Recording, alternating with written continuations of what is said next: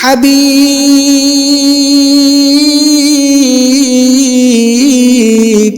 নবীজি আমার মোহাম্মদ মুস্তাফা সাল্লাল্লাহু আলাইহি ওয়াসাল্লাম রে হুজুর, আপনার চাচা চলে গেছে, আপনার স্ত্রী চলে গেছে, আপনার সন্তানগুলি আল্লাহ পাক দুনিয়া থেকে বিদায় নিয়ে যেই হাউজে কাউসারের জন্য সূরাতুল কাউসারকে আপনার উপরে নাজিল করেছিলেন, যে হাউজে কাউসারের শুভ সংবাদ আপনি পেয়েছিলেন, এই তো জান্নাতের ভেতরে সেই হাউজে কাউসার। হাদিসে পাকের ভেতরে এসেছে ফাইদা তিনুহু মিসকুন আযফারুন, হুজুর আপনি হাউজে কাউসার এমন জিনিস যার মাটি থাকবে না, এই মাটিটা থেকেও আল্লাহ পাক মিশকম্বরের সুঘ্রাণে বিমোহিত করে দিবে।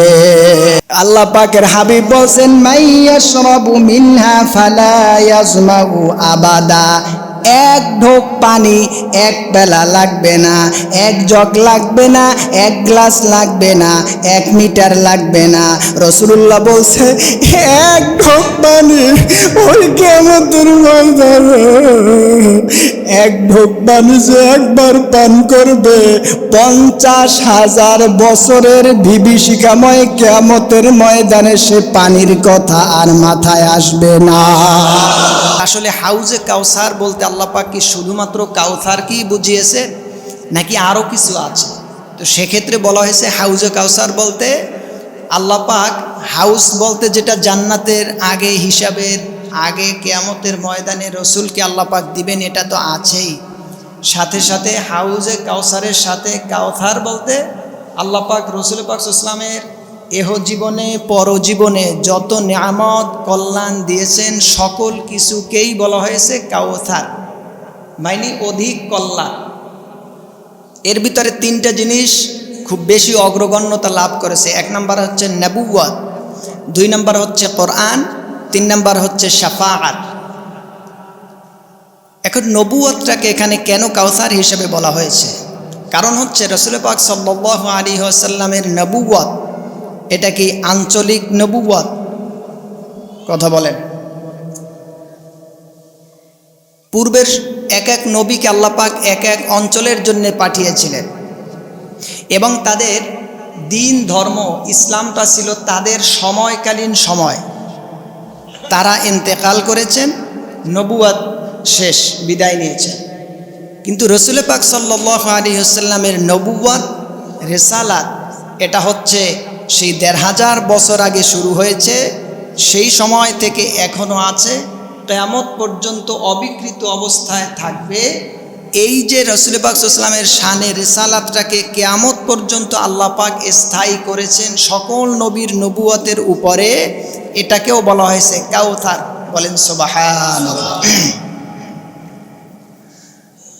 আল্লাহ রাব্বুল আলামিন কোরআনুল কারীমের ৯তম পারার ৯তম পৃষ্ঠার আল্লাহ রাব্বুল ইজ্জাত ওয়াল জালাল তিনি ইরশাদ করেছেন, আল্লাহ পাক বলেন কুল ইয়া আইয়ুহান নাসু ইন্নী রাসূলুল্লাহি ইলাইকুম জামিআ।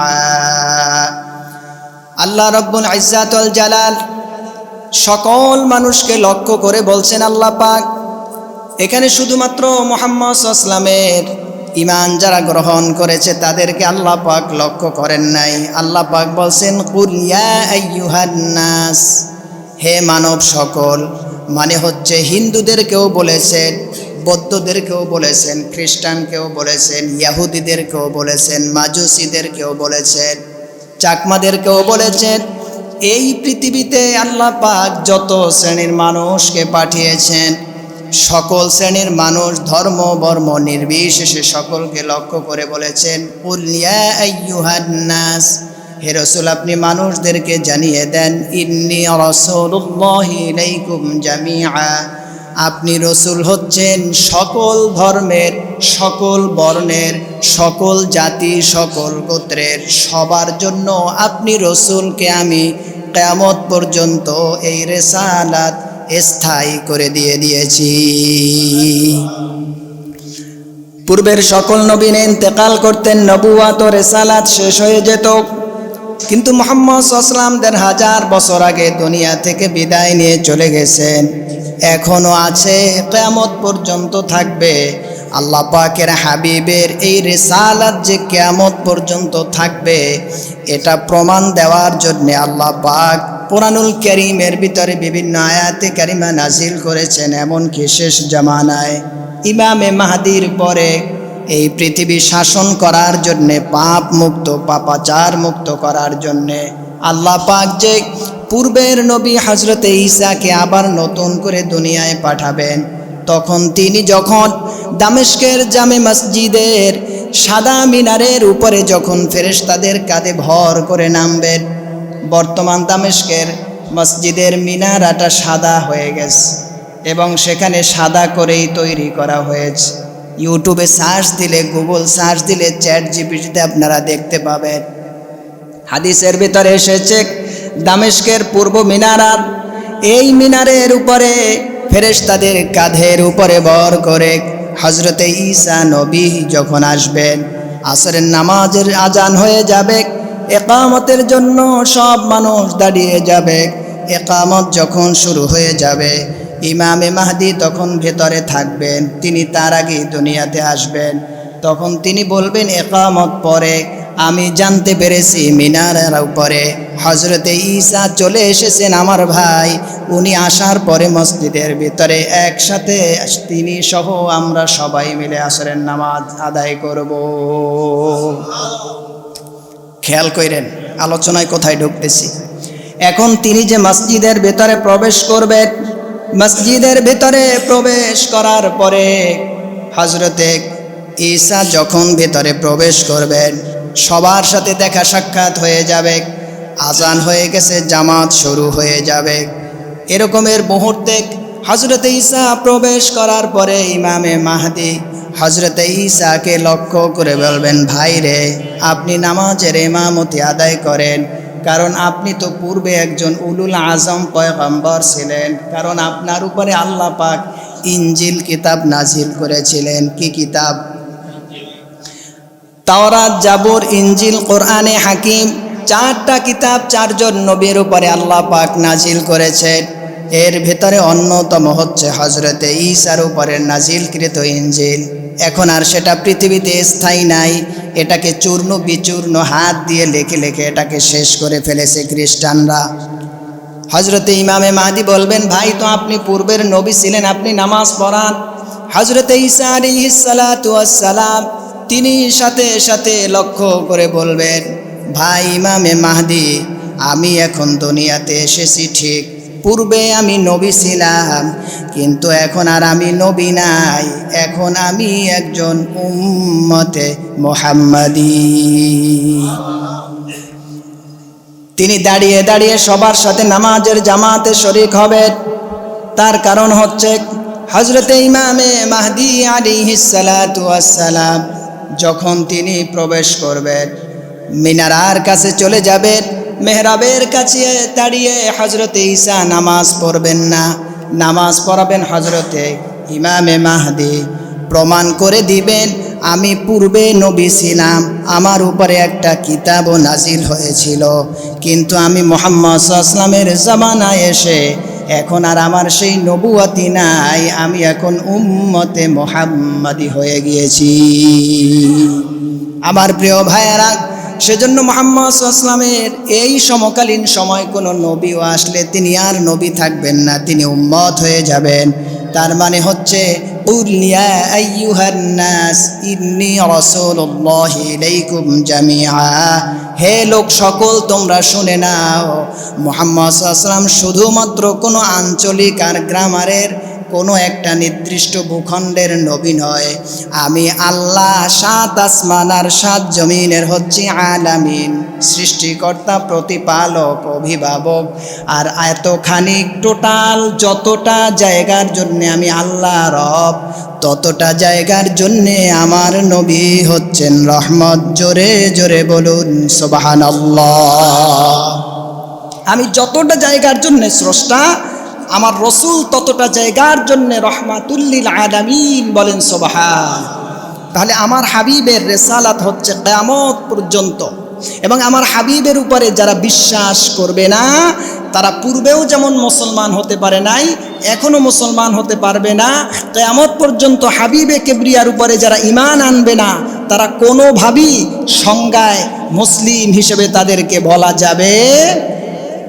2 নাম্বার, কোরআনে হাকিম। গোটা পৃথিবীর ভেতরে 800 কোটি মানুষের ভেতরে মুসলমান আছে 200 কোটি। কত কোটি? 200 কোটি। রাসূল করিম সাল্লাল্লাহু আলাইহি ওয়াসাল্লাম মক্কাতুল মুকাররমায় তিনি বসে আছেন, মুখটা একটু বেজার, মলিন।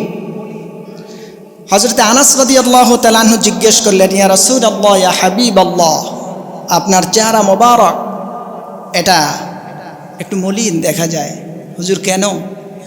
রাসূল পাক সাল্লাল্লাহু আলাইহি ওয়াসাল্লাম বললেন, সাহাবী আনাস, আমার একজন অভিভাবক ছিলেন চাচা আবু তালিব, তিনি ইন্তেকাল করেছেন। যিনি বাহিরের পরিবেশকে প্রোটেক্ট দিতেন, কাফেরদের পক্ষ থেকে যত জুলুম আর নির্যাতন আসতো, আমার চাচা আমার পক্ষ হয়ে তিনি এর জবাব দিতেন। আজ তিনি নাই। ঘরের ভিতরে আমার প্রিয়তমা স্ত্রী খাদিজা রাদিয়াল্লাহু তাআলা আনহা ছিলেন। তিনি আমার আভ্যন্তরীণ সকল বিষয়ের সব কিছু দেখভাল করতেন, আমার মানসিক অশান্তির জায়গাকে তিনি শান্তি দিতেন। আজ তিনি নেই। এদিক থেকে আমার একে একে 4টা সন্তান হয়েছে, সন্তানগুলি সব মারা গিয়েছে। ইব্রাহিম, তাইয়েব, কাসেম, যারাই পৃথিবীতে এসেছে আল্লাহ পাক তাদেরকে নিয়ে গিয়েছেন। এখন কাফেররা আমার চাচা নাই, আমার স্ত্রী নেই, এদিক থেকে আমার সন্তানগুলি আল্লাহ পাক তিনি আপন কুদরতে উঠিয়ে নিয়েছেন। এখন কাফের সম্প্রদায় আমাকে বলতেছে নিবংশ। কি বলতেছে? নিবংশ কাকে বলে? আরবি ভাষায় বলা হয় আল আবতার, যেটা সূরাতুল কাউসারের শেষ আয়াতের শেষ শব্দ, ইন্না শানিআকা হুয়াল আবতার। আবতার শব্দের অর্থ হচ্ছে নিবংশ। নিবংশ কাকে বলে? নিবংশ বলা হয় যার সন্তানাদি হয় না কিংবা হইলে টেকে না, মারা যায়। আরবি ভাষায় তাকে বলা হয়েছে আবতার, নিবংশ। তো কাফেররা একজন আরেকজনের সাথে বলছে, হ্যাঁ রে মোহাম্মদ নিয়ে এত চিন্তা করো না, এর তো সন্তান একটাও মারা যাচ্ছে সব, এ মারা গেলে এর নাম নেয়ার মতন পৃথিবীতে কেউ আর অবশিষ্ট থাকবে না। অতএব তাকে নিয়ে এত বাড়তি টেনশন করার কিছুই নাই। ইসলামের যে বাতি সে মানুষের কাছে দুয়ারে দুয়ারে যে আলো পৌঁছে দিচ্ছে, এটা সে মারা গেলে সব শেষ হয়ে যাবে, কারণ তার বংশে তার জায়গায় এই নীতি ধরে রাখার আর কেউ থাকবে না। সেজন্য মুহাম্মদ সাল্লাল্লাহু আলাইহি ওয়াসাল্লামকে নিয়ে এত টেনশন করার কিছুই নাই। তিনি হচ্ছেন নিবংশ, নিসন্তান। নাউজুবিল্লাহ বলবেন না? আরো ঘৃণার সাথে জোরে বলবেন না নাউজুবিল্লাহ? রাসূল করিম সাল্লাল্লাহু আলাইহি ওয়াসাল্লাম চাচা হারালেন, স্ত্রী হারালেন, সন্তান হারালেন। আল্লাহ রব্বুল ইজ্জাত ওয়াল জালাল 22তম পারার 2তম পৃষ্ঠার সূরাতুল আহজাবের ভেতরে তিনি ইরশাদ করেছেন, আল্লাহ পাক বলেন, মা কানা মুহাম্মাদুন আবা আহাদিম মির রিজালিকুম ওয়ালাকিন রাসূলুল্লাহি ওয়া খাতামান নাবিয়্যিন। আল্লাহ পাক ডেকে বললেন, হাবিবিরে, মা কানা মুহাম্মাদুন আবা আহাদিম মির রিজালিকুম ওয়ালাকিন রাসূলুল্লাহ। হে রাসূল, আপনি শোনেন, মানুষের জন্য আমি আপনাকে প্রাপ্তবয়স্ক কোনো পুত্র সন্তানের আপনাকে আমি বাবা বানাই নাই। কারণ প্রাপ্তবয়স্ক যদি কোনো সন্তানের পিতা আপনাকে বানাতাম, এই পৃথিবীতে দেখা গেছে বাবা ছিল এমপি মন্ত্রী, তিনি মারা গেলে পরে তার জায়গাটায় তার ছেলে দাঁড়িয়ে যায়। পীর সাহেব ছিলেন, বাবা পীর ছিলেন, বাবা মারা গেছে, বাবার জায়গাটায় চেয়ারটা ছেলে দখলের জন্য বসে যায়। তাহলে দেখা গেল নবী হিসেবে আপনার প্রাপ্তবয়স্ক সন্তান যদি পৃথিবীতে থাকে, আপনি দুনিয়া থেকে আমার ডাকে চলে যাবার পরে আপনার জায়গায় নবী হিসেবে নিজেকে দাবি করতে পারে। সেজন্য আমি আল্লাহ পাক ওই ফিতনা যেন কিয়ামতের আগ পর্যন্ত আপনি রসুলের রিসালাতের ভিতরে প্রবেশ করতে না পারে, সেজন্য হাবিবিরে আপনার অপ্রাপ্তবয়স্ক সন্তানগুলিরে আমি এই দ্বীনের সেফটির জন্য নিয়ে গিয়েছি।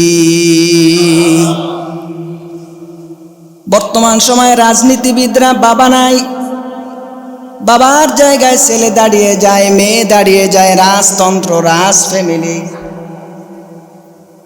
পীর সাহেব হুজুর নাই, পীর সাহেবের জায়গায় তার ছেলে আসে বসে যায়। যোগ্যতা লেখাপড়াও ভাবে আছে কিনা তার কোনো সার্টিফাই করা যায় না।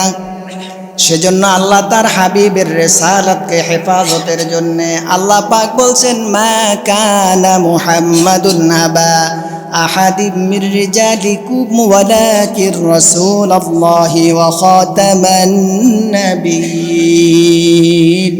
হাবিব চিন্তা করবেন না, প্রাপ্তবয়স্ক কোনো সন্তানের বাবা আপনারে বানাই নাই, আপনার অপ্রাপ্ত সন্তানগুলিরে আমি আল্লাহ নিয়ে গিয়েছি। কারণ হচ্ছে আপনার পরে আপনার জায়গায় কেউ যেন নবী হিসেবে নিজেরে আর কোনো দিন দাবি করতে না পারে। সেজন্য আপনার কলিজার টুকরো ইব্রাহিম, কাসেম, তৈয়েব সহ আপনার সন্তানগুলিরে আমি আল্লাহ পাক নিয়ে গিয়েছি। বলেন সুবহানাল্লাহ। অপর পক্ষে আল্লাহ পাক রসুল যখন মুখটা বেজার করে আছেন, আল্লাহ পাক তার হাবিবের চেহারা মোবারককে হাসি উজ্জ্বল করার জন্য সাথে সাথে ওই যে আনাস এসে প্রশ্ন করেছেন, আনাস প্রশ্ন করার কিছুক্ষণ পরে আল্লাহ পাকের হাবিব তার চেহারা মোবারকের ভিতরে নূরের ঝিলিক মেরে উঠল। সুবহানাল্লাহ। আনাস বললেন, হুজুর রে, এই মাত্র দেখলাম আপনি টেনশন যুক্ত, হঠাৎ দেখতে পেলাম আপনার চেহারার ভিতরে বেহেশতি হাসি ফোয়ারা দিচ্ছে, ঝিলিক মারছে। কারণ কি হুজুর? ও আমার সাহাবী শোনো, আল্লাহ পাক এই মাত্র আমার কাছে জিবরিলকে পাঠিয়েছেন, আর জিবরিলকে পাঠিয়ে আল্লাহ পাক আমাকে ঘোষণা করে দিয়েছেন, আল্লাহ পাক আমাকে হাউজে কাউসার দান করে দিলেন। সাথে সাথে রসুল পাক সাল্লাল্লাহু আলাইহি ওয়াসাল্লাম তার জবান মোবারক থেকে তেলাওয়াত করলেন, বিসমিল্লাহির রাহমানির রাহিম, ইন্না আ'তাইনাকাল কাউসার ফাসাল্লি লিরাব্বিকা ওয়ানহার, ইন্না শানিআকা হুয়াল আবতার। ইন্না আ'তাইনা, নবী হে, আ'তাইনা, আমি আপনাকে দান করব কাল কাউসার, অধিক কল্যাণ প্রাচুর্যতা আমি আল্লাহ পাক আপনাকে দান করব। ফাসাল্লি লিরাব্বিকা ওয়ানহার, আপনি আপনার রবের শরণার্থে, প্রশংসা করণার্থে, খুশি চিত্তে আপনি তার নামাজ আর কোরবানি আদায় করেন। ইন্না শানিআকা হুয়াল আবতার, নিশ্চয়ই আপনাকে যারা লেজ কাটা নিবংশ সন্তান বলে, আপনাকে যারা বলে আপনি আমার সান্নিধ্যে চলে গেলে আর আপনার নাম নেয়ার মতন কেউ থাকবে না, হাবিবি রে চিন্তা করবেন না, আপনার পরে আপনার নাম আমি গোটা পৃথিবীর এমন জায়গা থাকবে না যেখানে আপনার নাম উচ্চারণ হবে না। সেজন্য এই পৃথিবীতে 800 মানুষের ভেতরে মুসলমান 200 কোটি আছে। প্রত্যেক মুসলমান ইচ্ছায় আর অনিচ্ছায় যদি মুহাম্মদ সাল্লাল্লাহু আলাইহি ওয়াসাল্লামের নাম নেয়, নাম নেবার সাথে সাথে তার জবানের ভিতরে আল্লাহ পাকের হাবিবের নামে চুমু খেতে হয়। কারণ হচ্ছে মানুষ সন্তানকে আদর করে চুমু খায়, লাগে কি? চুমু খাইতে কি লাগে? কথা কয় না, আরে জোরে বলেন না। বাচ্চাকে চুমু খেতে কি লাগে? ঠোঁট লাগে। আর মুহাম্মদ সাল্লাল্লাহু আলাইহি ওয়াসাল্লামের নাম উচ্চারণ করতে সুবহান। খুশি চিত্তে বলেন সুবহানাল্লাহ। মিম হা মিম দাল, ডাবল মিম এক শব্দের ভিতরে দিছে, ইচ্ছায় করো অনিচ্ছায় করো মুহাম্মদ সাল্লাল্লাহু আলাইহি ওয়াসাল্লামের নাম বলবা আর চুমু হয়ে যায়, বলেন সুবহানাল্লাহ। আমার প্রিয় ভাইয়েরা, আল্লাহ পাক সাথে সাথে রসুলকে ডেকে বললেন, হুজুর রে, আপনি কোনো টেনশন করেন না, আপনার উপরে আমি এমন কোরআন নাজিল করেছি, ইন্নামা উতিতু ওয়াহয়ান আওহাহুল্লাহু ইলাইকা, রসুল রে, আপনার উপরে এমন কোরআন আমি আল্লাহ পাক নাজিল করে দিয়েছি, কিয়ামত পর্যন্ত আপনি দুনিয়ায় না থাকলেও আপনার এই কোরআন মানুষ জানবে, গবেষণা করবে, কোরআন তেলাওয়াত করবে, কোরআনের অর্থ নিগুড় তাত্ত্বিক রহস্য বোঝার জন্য চেষ্টা করবে। আর আপনি রসুলকে নিয়ে গবেষণা করবে, থিসিস করবে, আপনি রসুলকে নিয়ে আর কোরআনকে নিয়ে যে যত চিন্তা ভাবনা গবেষণা করবে, সে যত শ্রেণীর কাফের হোক, মুশরিক হোক, ইয়াহুদি হোক, খ্রিস্টান হোক, আমি আল্লাহ পাক ওর সিনার ভেতরে কোরআনের নূর আর আপনি রসুলের ভালোবাসা ঢুকিয়ে অমুসলিম থেকে ওরে মুসলমান বানিয়ে দিব। তাই তো রসুল্লাহর জামানায় মাত্র হজরতে বেলাল, আম্মার, ইয়াসার, হজরত ওমর, আবু বকর, মাত্র কিছু সংখ্যক মানুষের পথযাত্রা থেকে শুরু হয়ে এখন পর্যন্ত 200 কোটি মুসলমান পৃথিবীতে এসেছে। বর্তমান সমাজ গবেষকরা বলেছেন 2070 সালের পরে পৃথিবীর ভিতরে একমাত্র জনবহুল, জনসংখ্যায় সংখ্যাধিক্য যেই ধর্ম হবে সেটার নাম হয়ে যাবে ইসলাম। ইন্নামা উতিতু ওয়াহয়ান আওহাহুল্লাহু ইলাইক, রসুল হে, আমি আল্লাহ রব্বুল ইজ্জাতুল জালাল আপনাকে যে কোরআন দিয়েছি, আপনাকে এমন মন্থন, এমন কোরআন, এমন নিগুড় তাত্ত্বিক মর্মভেদ আমি আল্লাহ আপনাকে নাজিল করেছি, এটা কিয়ামত পর্যন্ত ওল্ড মডেল বলতে কিছু নাই, এর এত নিউ মডেল রয়েছে, নিউ ভার্সন রয়েছে, নিউ প্যাটার্ন রয়েছে, যেটা গবেষণা দিন যত আসবে, বিজ্ঞান যত বাড়বে, মানুষের কর্মচঞ্চল, মেধার, জ্ঞানের দিক যত প্রসারিত হতে থাকবে, কোরআনের কাছে তত বেশি মানুষ নিজেকে অসহায়, দুর্বল স্টুডেন্ট ভাবতে থাকবে। আমার প্রিয় ভাইয়েরা, সেজন্য কোরআনুল কারীম এমন একটা কিতাব, যেই কিতাবকে আল্লাহ পাক বলেছেন এটা মুজিজা। এক একজন নবীর মুজিজা ছিল ভিন্ন ভিন্ন। নবী মুসার কথা কোরআনে অনেক বেশি আয়াতে নাজিল হয়েছে, কিন্তু নবী মুসার মুজিজা ছিল মাত্র 9টা। কয়টা? 9টা। কারো মুজিজা ছিল একটা, কারো মুজিজা ছিল 2টা, এভাবে করে প্রত্যেক নবীর মুজিজা হিসাব করা যেত। কিন্তু আপনার নবী, আমার নবী মুহাম্মদ সাল্লাল্লাহু আলাইহি ওয়াসাল্লামের মুজিজা ইমামে ইবনে কাসির রহমতুল্লাহি আলাইহি মুজিজাতুল কিতাবের ভিতরে, মুজিজাতুন নবী নামক কিতাবের ভিতরে উল্লেখ করেছেন, মুহাম্মদ সাল্লাল্লাহু আলাইহি ওয়াসাল্লামের 1টা 2টা 100 200 মুজিজা নয়, আল্লাহ পাকের হাবিবের মুজিজা 1000-এর উপরে, বলেন সুবহানাল্লাহ। শুধুমাত্র তাই নয়, এক এক নবীর কাছে জিবরিল মাত্র 2 বার এসেছে, 5 বার এসেছে, 9 বার এসেছে, 10 বার এসেছে, কয়েকশো বার এসেছে। কিন্তু আপনার নবী, আমার নবী মুহাম্মদ সাল্লাল্লাহু আলাইহি ওয়াসাল্লামের কাছে আল্লাহ পাকের হাবিবের কদমের সামনে হযরতে জিবরিলকে আল্লাহ পাক 24,000 বার পাঠিয়েছে, বলেন সুবহানাল্লাহ। আল্লাহু আকবার। আল্লাহ পাকের হাবিবকে আল্লাহ পাক বলছেন, হুজুর গো, এই যে কোরআন, এটা একটা কাওসার, আপনাকে যে আমি আল্লাহ পাক নবুয়ত দিয়েছি, এটা একটা কাওসার, আর আপনাকে আমি কিয়ামতের ময়দানে সব মানুষগুলি বেকুল বেকারার হয়ে যাবে, বেহুশ হয়ে যাবে, সেন্সলেস হয়ে যাবে। যেদিন মা তার মেয়েকে, বাবা তার সন্তানকে চিনবে না, প্রাণপ্রিয় স্বামী তার সহধর্মিণী স্ত্রীকে যেদিন চিনবে না, যেদিন মানুষ কিয়ামতের ময়দানে হাহাকার করতে থাকবে।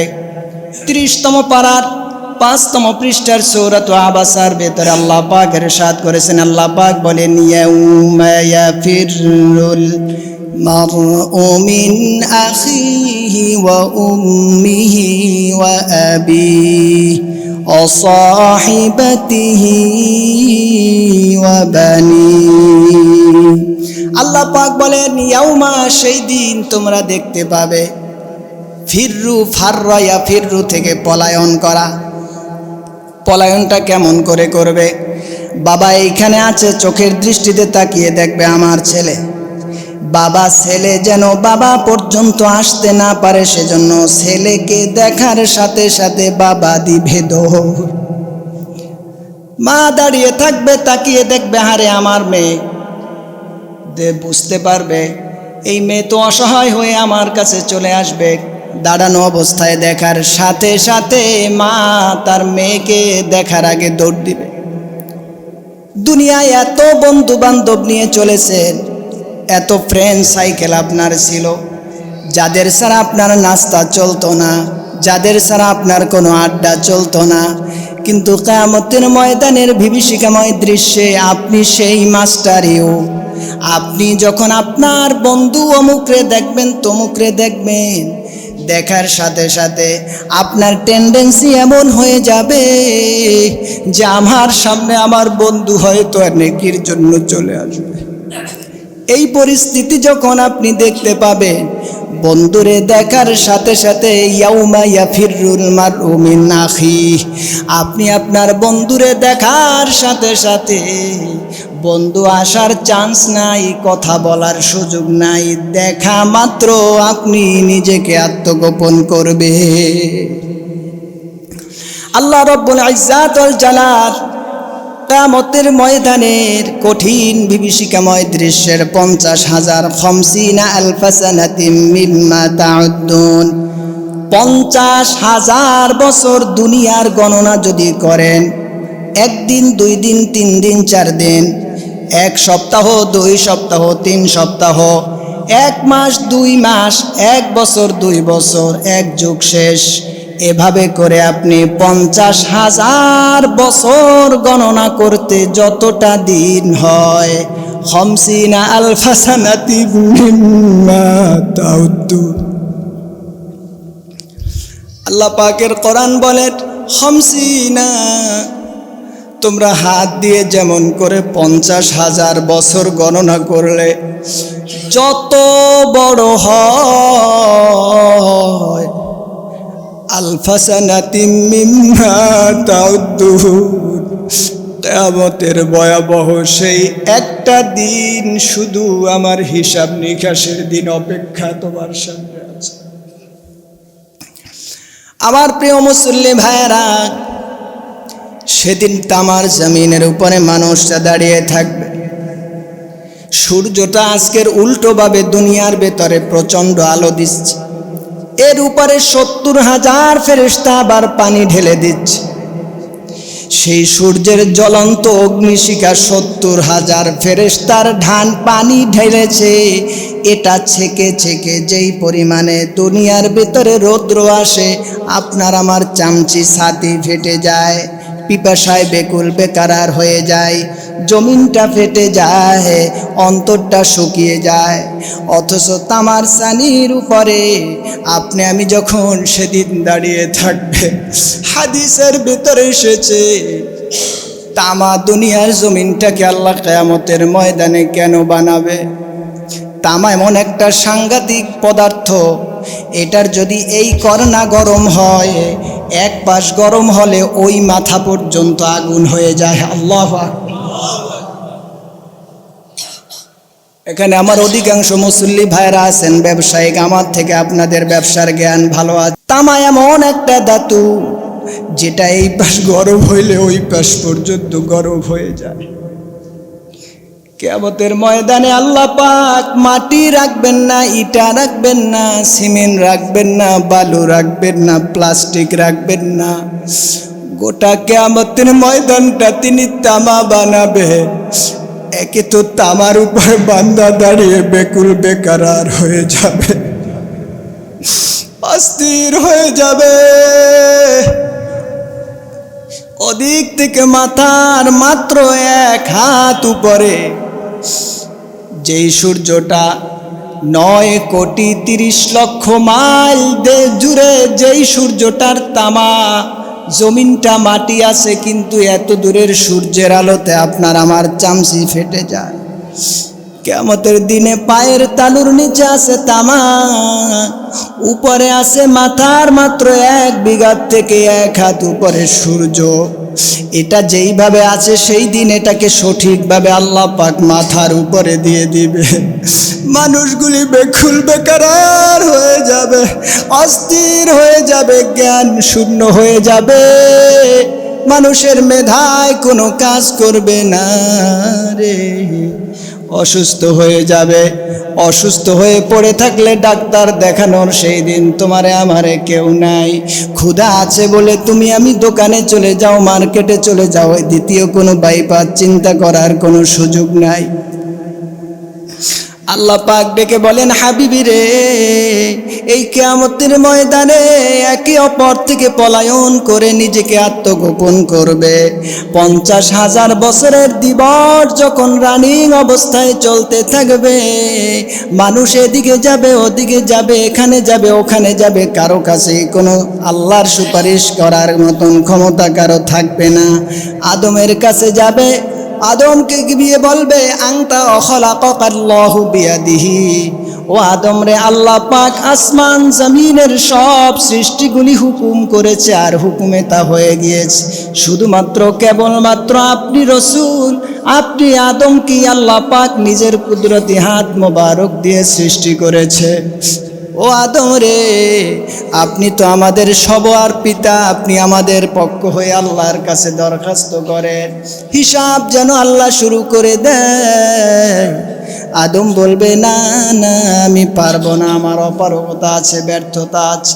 ইব্রাহিমের কাছে যাবে, নূহের কাছে যাবে, মুসার কাছে যাবে, ঈসার কাছে যাবে, সবাই শুধু ব্যর্থতা প্রকাশ করবে। হযরত ঈসা সর্বশেষ একটা শুধুমাত্র নিদর্শন দিয়ে বলবে, তোমরা আজকের যার কাছে গেলে নাজাতের জন্য আল্লাহর কাছে সুপারিশের ব্যাপারে অথরিটি করার ক্ষমতা রয়েছে, সেই মুহাম্মদ সাল্লাল্লাহু আলাইহি ওয়াসাল্লাম মাকামে মাহমুদের ভিতরে সিজদা অবস্থায় রয়েছে। ওই হাবিবে কিবরিয়ার কদমে যাও, তার কাছে গিয়ে তোমরা বলো সুপারিশের ব্যাপারে। মানুষগুলি সব একাকার হয়ে মুহাম্মদ সাল্লাল্লাহু আলাইহি ওয়াসাল্লামের কদম মোবারকে যখন হাজির হয়ে যাবে, সব মানুষগুলি সেখানে গিয়ে দেখতে পাবে 15তম পারার 8তম পৃষ্ঠার সূরাত বানী ইসরাঈলের ভেতরে এসেছে, আল্লাহ পাক বলেন, আসা আইয়াবাআতাকা রাব্বুকা মাকামান মাহমুদা। আল্লাহু আকবার। আল্লাহ পাক বলেন, অচিরেই সম্ভবত আপনার রব আপনাকে মাকামে মাহমুদ দান করবে। কিয়ামতের ময়দানে সব নবীর এক একটা নূরের মেম্বারের উপরে দাঁড়াবে, আর এই যুগের উম্মতের এক একজন আলেমের সম্মান আল্লাহ পাক দিয়েছেন। আগেকার দিনের উম্মতের নবীরা এক একটা মেম্বারে দাঁড়াবে, আর এই যুগের এক একজন আলম ওই নবীদের সাথে এক একটা মেম্বারে দাঁড়িয়ে যাবে। বলেন সুবহানাল্লাহ। আমার প্রিয় ভাইরা, সব নবীদের পাশে যখন উম্মতে মুহাম্মাদির আলেম বর্গ, হাক্কানি আলেমে রব্বানি যারা থাকবে, যারা জানা অনুযায়ী আমল করে তাকওয়াবির মুত্তাকি আলেম হয়ে যাবে, তাদেরকে দাঁড় করানোর পরে আল্লাহ পাকের হাবিব মুহাম্মদ সাল্লাল্লাহু আলাইহি ওয়াসাল্লাম তিনি এইবার বলবেন, তোমরা চিন্তা করো না, আমি আমার রবের কাছে এবার তোমাদের পক্ষ থেকে আল্লাহকে সুপারিশ করা শুরু করব। এবার মুহাম্মদ সাল্লাল্লাহু আলাইহি ওয়াসাল্লাম তিনি মাকামে মাহমুদে দাঁড়িয়ে, আল্লাহ পাক মাকামে মাহমুদটা কোথায় রাখবে? মাকামে মাহমুদটা কোনো সাধারণ জায়গায় রাখবেন না, মাকামে মাহমুদকে আল্লাহ রব্বুল ইজ্জাত ওয়াল জালাল আরশে আজিমের ডান পাশে রাসূলুল্লাহকে রাখবে। সব নবী সাধারণভাবে লিওয়াউল হাম নামের পতাকার নিচে থাকবে, আর রসুলের সম্মানটা আল্লাহ এত বেশি দিবেন যে আল্লাহ পাক তার আরশে আজিমের ডান পাশে মুহাম্মদ সাল্লাল্লাহু আলাইহি ওয়াসাল্লামকে নিয়ে দাঁড়া করাবে। আমার প্রিয় মুসল্লি ভাইয়েরা, হযরতে মুহাম্মদ সাল্লাল্লাহু আলাইহি ওয়াসাল্লামের কদম মোবারকে সবাই দাঁড়ানোর পরে এবার তিনি বলবেন, ও আমার যত মানুষরা এসেছো শোনো, আমি আমার আল্লাহর কাছে এবার সুপারিশের পারমিশন চাচ্ছি।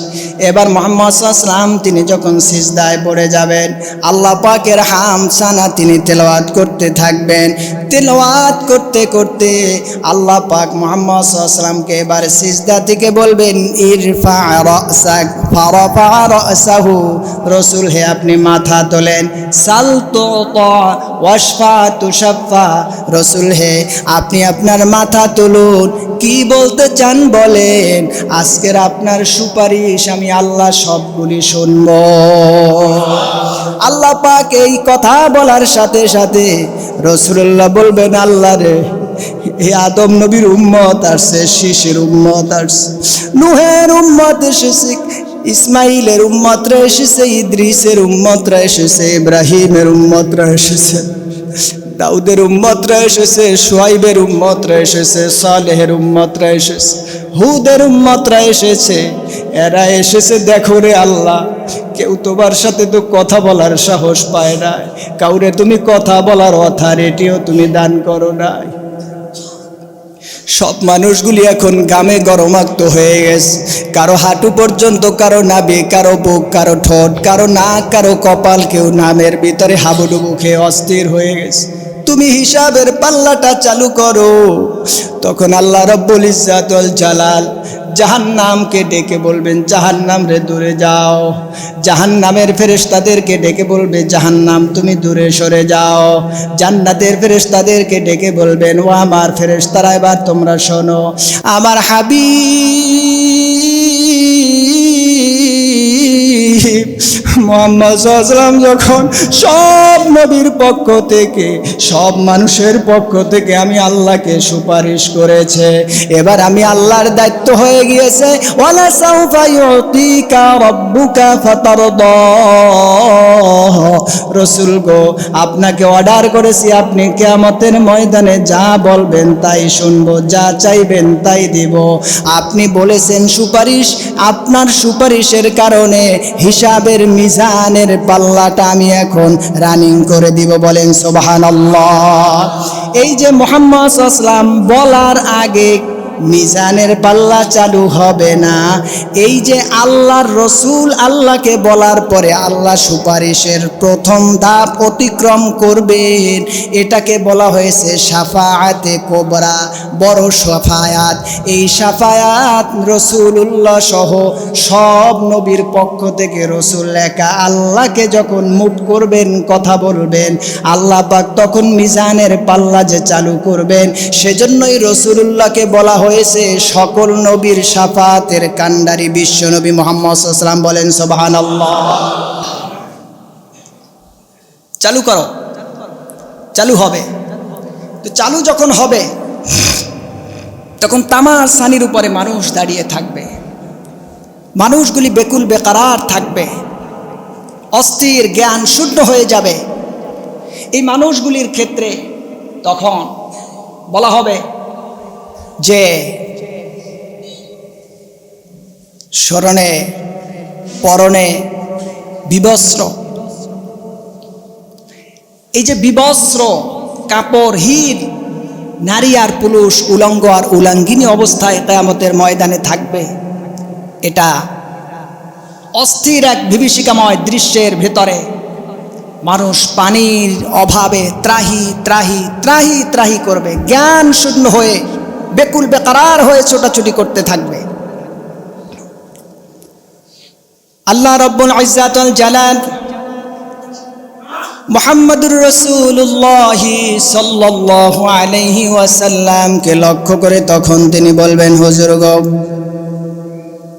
আল্লাহ পাকের হাবিব বলেন, আমি মেরাজ রজনীতে যখন জিবরিলের সাথে জান্নাতের ভিতরে প্রবেশ করে, যখন জান্নাতের ভিতরে প্রবেশ করে জান্নাতের ভিতরে আমি হাঁটাহাঁটি করছিলাম, এমন সময় হযরতে আনাস থেকে হাদিসটি বর্ণিত, হযরতে আনাস ইবনে মালিক রাদিয়াল্লাহু তাআলা আনহু তিনি বলেন, وعن أنس بن مالك رضي الله تعالى عنه أنه قال رسول الله صلى الله عليه وسلم بين أنا أسير في الجنة, রাসূলুল্লাহ বলেন, আমি যখন জান্নাতের ভেতরে আমার ভাই জিবরিলের সাথে ঘোরাফেরা করছিলাম, ইদা আনা বিনাহরিন হাফাতাহু কিবাবুল লুলুইল মুজাওয়াফি, যখন জান্নাতের ভেতরে আমি প্রবেশ করে হাঁটা করছিলাম, এমন সময় দেখতে পেলাম হঠাৎ করে একটা সুন্দর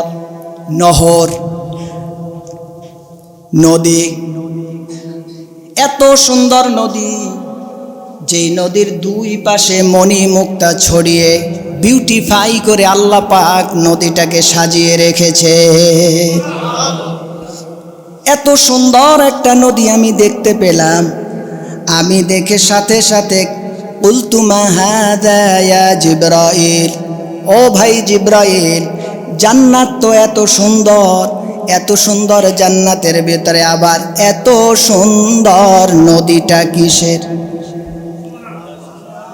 কুলতু মা হাযা ইয়া জিবরাইল, ভাই বলো রে, এত সুন্দর নদীটা কোত্থেকে এসেছে? হাদিসে পাকের ভিতরে এসেছে, হযরতে জিবরিল সাথে সাথে ঘোষণা করে বললেন, ক্বালা আল কাউসারুল্লাযী আ'তাকা রাব্বুক হাবিব,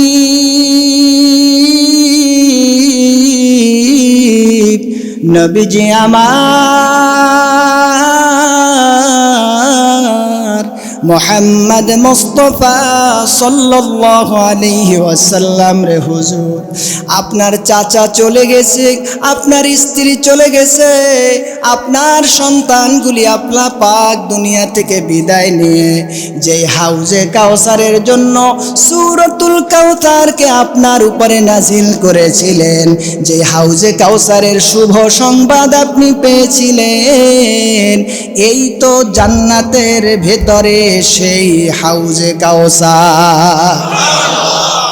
হাদিসে পাকের ভেতরে এসেছে, ফাইদা তিনুহু মিসকুন আযফারুন, হুজুর আপনি হাউজে কাউসার এমন জিনিস যার মাটি থাকবে না, এই মাটিটা থেকেও আল্লাহ পাক মিশকম্বরের সুঘ্রাণে বিমোহিত করে দিবে।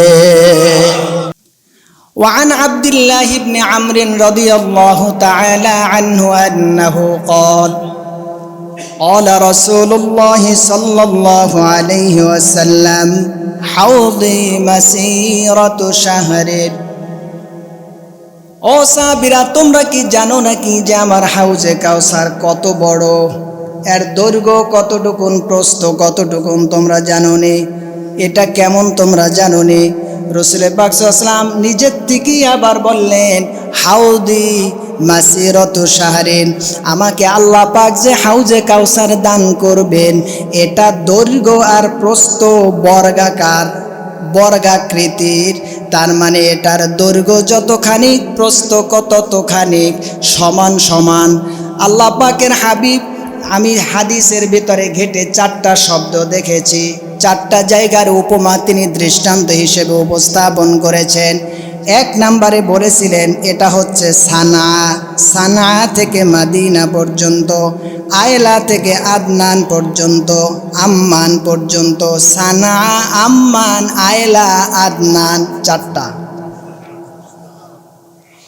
আমি এই আধুনিকভাবে আপনাদের বোঝানোর ক্ষেত্রে কয়েকদিন ঘেটে তাফসীরটা নিয়ে আসার চেষ্টা করেছি।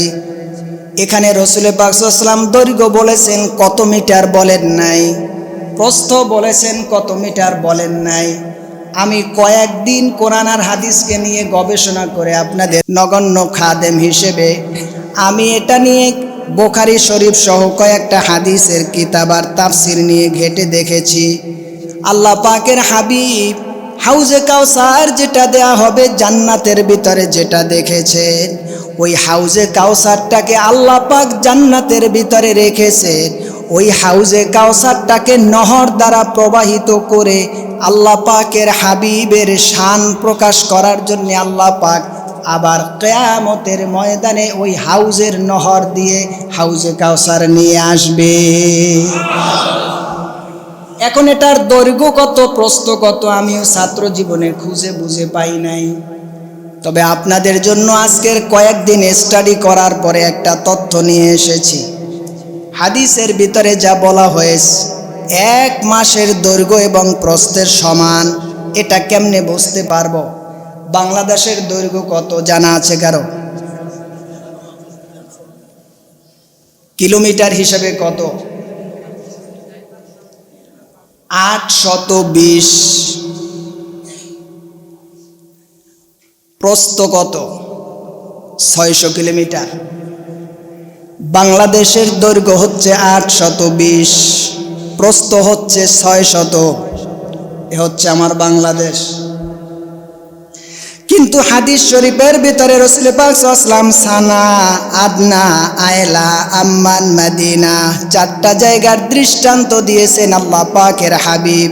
এটা দিয়ে বলছেন আম্মান থেকে আয়না, সানা থেকে আদনা, আয়লা পর্যন্ত বলা হয়েছে। এক এক হাদিসে এক একভাবে। আমি ছোট্ট মানুষ ঘেটে ঘেটে দেখেছি। তাহলে 1 মাসের দূরত্বের সমান দৈর্ঘ্য প্রস্থ কত হয়? এই জায়গাগুলি একটা থেকে আরেকটার দূরত্ব হচ্ছে 2000 বর্গ মাইল। বাংলাদেশের দৈর্ঘ্য 820, প্রস্থ হচ্ছে 600। এই আমার বাংলাদেশ। আর আল্লাহ পাকের হাবিবের শানের জন্য কিয়ামতের ময়দানে